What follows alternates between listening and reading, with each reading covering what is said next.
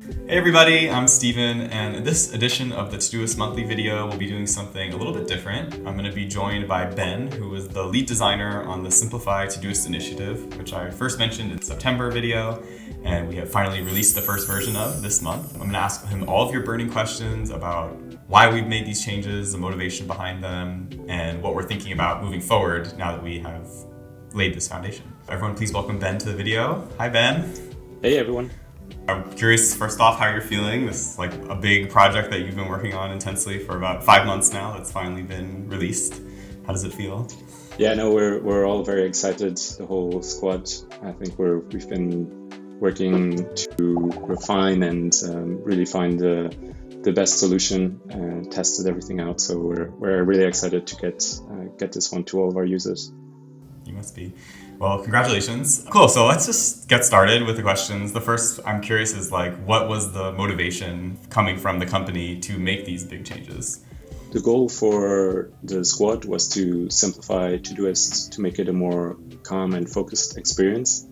Over the years, we've been adding many new features and it led to making the product more complex. So we felt like it was really time to rethink the basics and update the information architecture. We really want to have a solid foundation for the future.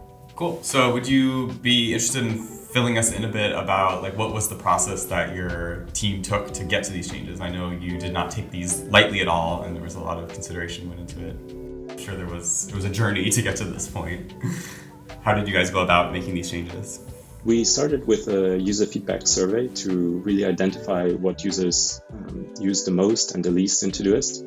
We also looked at analytics data, studying patterns and behaviors, just to help inform how this new layout should be structured, look and feel.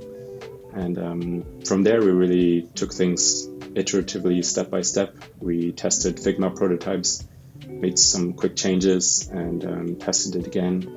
Released early versions internally, then later on to experimentalist users to get wider feedback and adjusted and refined the layout as it was needed. Very cool. Yeah, it was a very iterative process, I think. Getting to kind of watch it from the sidelines. It was very nice to see the way that the user feedback was being considered. I'm curious, is there any one thing in particular that comes to mind when you think about the iteration that changed a lot throughout?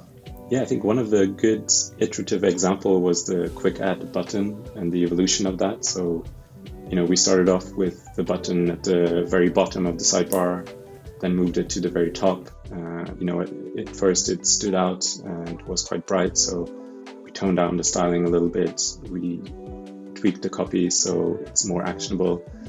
So it's the same component, but, there were many different iterations across many different releases. And so it could still change in the future, and I think this was a really interesting approach that we took with that component. Yeah, I will say I really like the final solution that you guys came up with. It feels like a good balance of bringing in the color and prominence without being disproportionate to how important that button is to people's use in Todoist. While we're on the topic of the web app, can you just go through and give us a list of everything that's changed there in the design?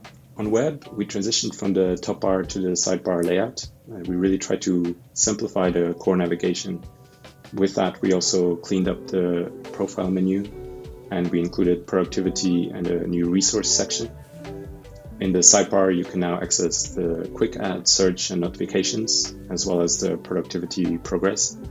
And I think the new quick find will be really useful, so you can use Command K to bring it up and navigate anywhere or search anything from within that search box.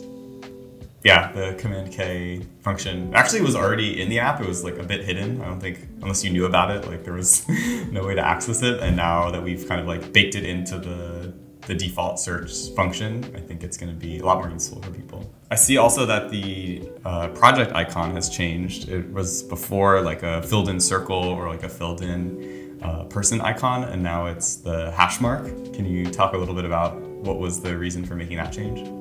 The new project icon now reflects the hash shortcut. We really wanted that to be in line and remind people of using the hash shortcut in Quick Add, for example. we also had the goal to make the overall icons look consistent throughout the app.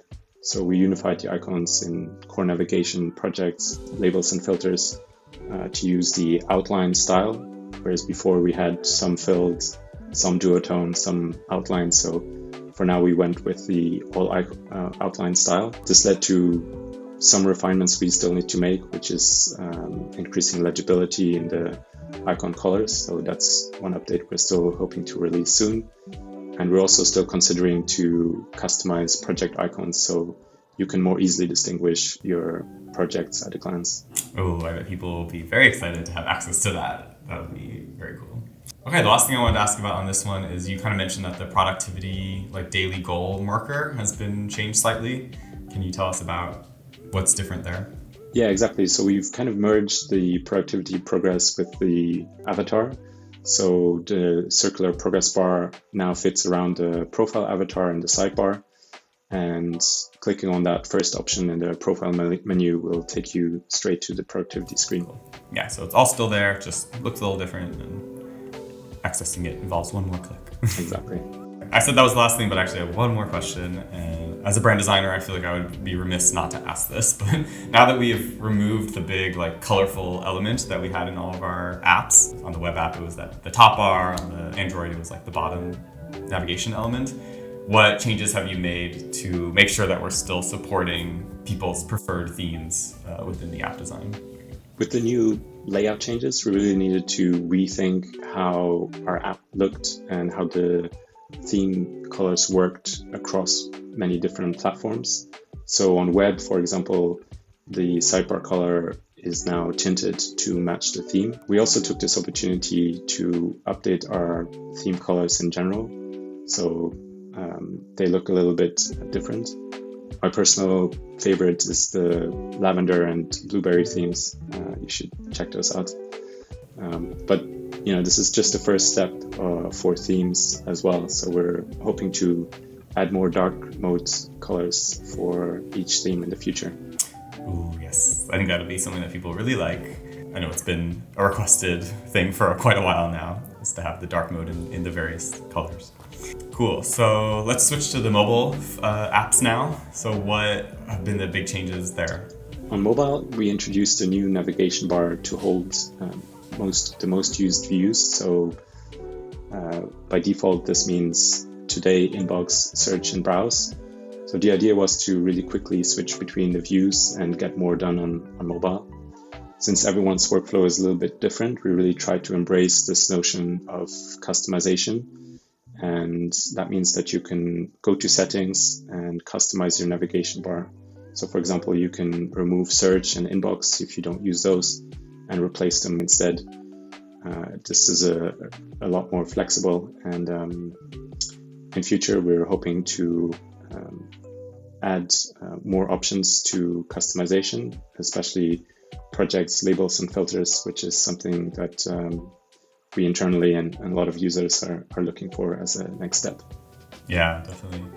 That's something that I became aware of through the testing of this new layout on the phone, is how my use of Todoist on my computer versus on my phone is so different. And on the phone, it's I'm always going to check my notifications or going to one specific project. So yeah, being able to have those directly in the navigation bar will be very convenient. It's also very nice to hear the way that we are embracing the way that everyone's use is different. So allowing them to customize the app to their use. All right, well, I think that's it. Thank you so much, Ben, for joining and sharing these insights into the process and motivation, and of course, calling out all the changes that you guys have made. I think people will really appreciate hearing from you. Thanks, everyone. See you soon. All right, thanks for watching. Now that you have access to this new layout on the different apps, we would love to hear your feedback. So there'll be a form linked in the description for you to share that with us. And otherwise, we'll be back in December to share everything that is new in the Todoist verse. So yeah, I'll see you later. Bye-bye.